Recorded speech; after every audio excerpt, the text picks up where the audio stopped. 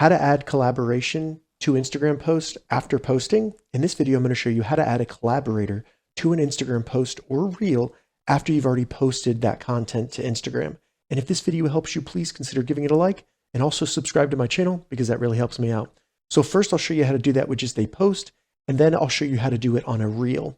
So on a post, to add a collaborator, all we need to do is first navigate to our profile on Instagram, then select the post that we want to add a collaborator to. And once the post is open, select the three dots in the top right of the post. And in the menu that appears, select Edit.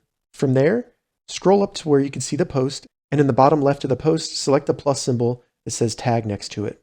In the menu that appears, select Tag People, and then just select Invite Collaborators. From there, type the person's name, select them, and then as you can see, it'll send them an invitation and they need to accept it before they will actually officially be a collaborator on that post.